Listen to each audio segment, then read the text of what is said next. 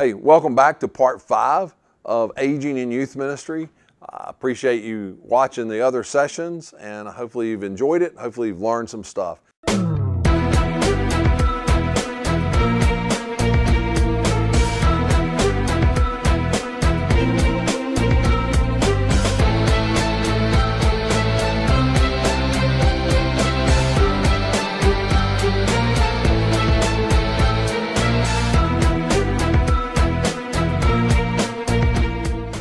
In session 1, we talked about kind of the background and the basis behind the study, the dissertation. We talked about the process. We talked then about the barriers to longevity, the positive of longevity. They're all in session 1. In session 2, we talked about the 20-something, and in that session, we named the 20-something as the way to classify that is a peer relationship with the students. In the 30-something, we labeled that as the mentor, so you move from peer to mentor. In the 40-something, we moved to the parent figure or the father figure. So we moved from mentor to parent or father, and we looked at how that changes and some of the thought processes that change as we go into our 40s. This session, we're going to be talking about what I've termed the grandparent area, and we're going to be looking at that. This is in your 50s and up. So let's start off with some of the things we see in developmental psychology as we look through this in the 50 to 59-year-olds. First is that they moves to a safe grandfather role with teens. So it's kind of a more safe role. It's kind of the grandfather role. I like the term, the kind of that term that says everybody loves your grandfather. And so, because I'm kind of in the grandfather role. But it basically you're moving into this older, more safe, kind of jollier. Nobody expects the grandfather to keep up with everything in culture, but kids still love their grandfather. In the same way as the grandfather youth minister, they're not looking for me to know everything about culture, but they're looking for me to know, that I care about them. Then has a crisis of mortality. During your 50 to 59-year-old, you begin to really realize that your ministry is coming to an end. There's a limited amount of time that you've got left in ministry. That's a hard time and a hard thing to process. I can tell you that because I'm in the early stage of 60, so I'm just out of the 50, I can tell you this crisis of mortality, while I'm filming this, we're in the middle of the COVID-19 scenario. And the pressure that I feel on me in losing the summer and everything that we had planned for the summer has heavily weighted on me that I don't think would have in my 30s, because I only have so many years left with these students where I'm at. And I've lost this summer in the world of what would be normal and trying to create what would be the new normal. And so this has really been a heavy one on me, this crisis of mortality. And then thinking about how ministry will end. We begin to process the ending of our ministry, and I know I'm in the middle of some of this right now and thinking about how that goes on. And so as you hit that in your ministry, you begin to dream to the end, and how do you want to finish out? Reevaluation of ministry and needs for course correction. So you're still in your 50s, your early 50s especially, have an opportunity to do some course correction, make some changes that you need, and you begin to evaluate that in life. Better parent ministry because of experience. You can come along side of parents, and by this time in your 50s, you may have that kid that became your middle schooler in your 30s is now graduated and off at college, or maybe even out of college, and maybe even married. And so in this world, you have a better parent ministry because you've got experience behind you all the way through the process of adolescent life that you've walked your kid or kids through. You're mellowing and adjusting to life and ministry, and you're on the downhill slope. So you begin to kind of change how you're doing ministry, where it's not that you're coasting, but you've got some things in line and you're moving towards the end. Ministry changes and just kind of that mentality and the push. You increase understanding of various opinions. You begin to open up even more as you get older to other opinions and other thoughts. You're not so opinionated as you enter into this 50-year-old state. And then helps others with conflict resolution. You've been around long enough that you can help process conflicts with other people. Sometimes it may be conflicts with you, sometimes it's between a couple other people. I know one of the things I've done in my 50s has counseled youth ministers who find themselves in a bad situation in churches.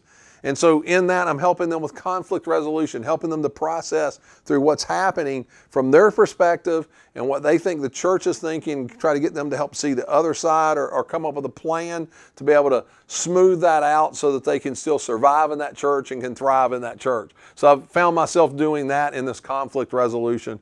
And then reevaluates long-term goals. Your long-term goals, you begin to reevaluate what are really those goals and what am I trying to do as I move my way towards the end of my ministry. So all these are some things that are a part of the 50-somethings. Some things about the 50-somethings. One, a student minister over 50 can still be very effective in student ministry. Just because you don't know the latest song, the latest movie, the latest whatever, doesn't mean you can't be effective. It's a different style of effectiveness, but it can be very effective. They can handle conflicts, church politics, and other pitfalls more appropriately.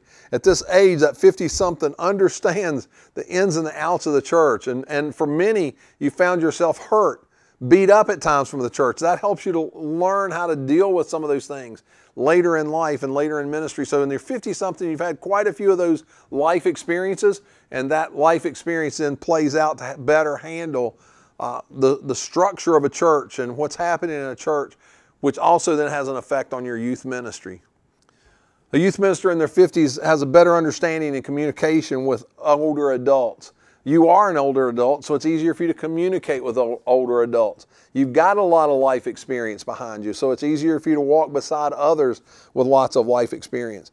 And so in older congregations, many times an older youth minister can fit in and make connections there much better. And then student ministers can recruit and mentor younger adults to kind of help create balance in the youth ministry. So they've got the wisdom of the student ministry that they have over these years and bring others in and be able to train them. Even from the concept of mentoring or discipling others in youth ministry. When you get to a certain age, it's easier to bring some of these other younger people in and work with them and help them.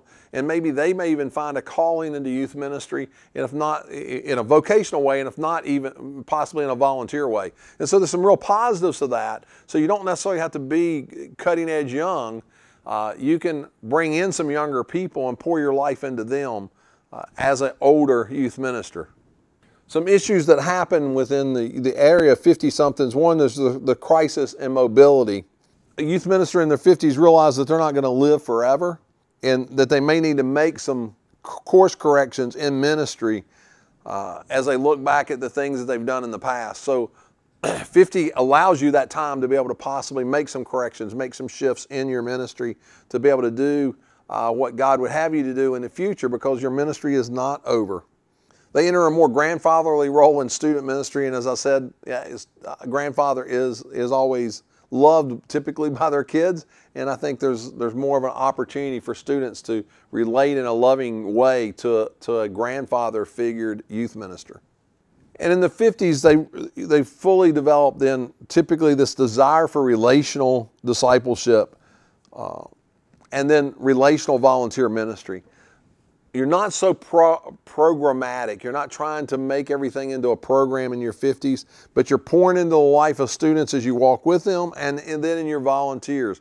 I know in my 50s and into my 60s, I spent a lot of time in both of those worlds, my volunteers as well as my students, with this concept of not so much let me set you down in a class to teach you, but let me walk beside you in ministry and help pour into you some of the things that I've learned as we walk beside each other, whether as a youth worker or whether as a student in the ministry. So we see that within the 50-somethings. They're more inclusive in the parent ministry than any other bracket of ministry, because you have had teenagers of your own typically, and you've actually put them all the way through student ministry and then out the door either into college or also into marriage and the such. And so there's this aspect that not only were you a parent of a teen, but you actually survived parenting teens. And that gives you some credibility when you talk to parents. You're able to tell them the things that you made mistakes on, but also the things that worked within your family. And at this stage, you can now be a mentor to parents and not just their peer. As you move into this 50 age bracket, you're 50 to 59, you're able to come alongside of a parent as a peer. And that's a huge, powerful thing to be able to do that. And so you're not just a peer with them, hey, I'm one of you and I'm in the trenches with you, but you're able to come alongside and share and speak truth into them because you've been through that process and you're on the other side. And so that aspect of parent ministry happens as you move into your 50s, and it's a very valuable thing for a church. So as a search committee looking at a student ministry candidate, what would be some of the reasons for a 50-something youth minister? One is to understand the power of the grandfather role in student ministry. For you as a committee to understand that role of grandfather in the area of teenagers, how powerful it can be because of relationships, in the area of coming alongside leaders and walking beside them and kind of mentoring them in the process. And then being able to mentor parents or come alongside parents more than just even a formal structure, but just in the aspect that I've done this, I'm on the other side, and now I can pour my life into some parents. I know for me in my older years, I find myself spending as much time trying to pour into parents in moments that I can be with them as I do with students. And so that it's a very, very powerful role. A student minister who's in his 50s, 50 to 59, has an opportunity to fit well within a family-oriented church. So a church that's strong in family, that student ministry, the older the student minister, most cases, the easier it is for them to fit. And the reason is this, that minister understands the biblical concept of coming alongside the family in support of the family. And so when the family ministry is strong, the family support is strong, that student minister coming alongside them can be very, very strong. A lot of times the younger minister finds themselves, especially in that peer world, relating to the teenagers better than the family, and sometimes will take the teen side instead of the family side just because of their mentality, their age, and the such. And so an older youth minister fits very well in a family-oriented church. Also, the 50-something fits very well in a situation where there's lots of broken families. Once again, you're in that grandfatherly role. You're able to come alongside with students who don't have good family situations and give a consistent parent, grandparent figure into the life of those students. A student minister in the 50s usually has very good understanding of conflict resolution. They've learned a lot in the world of conflict and some of the bruises they've had over the years, and in that they're able to do conflict resolution a whole lot better than a younger student minister.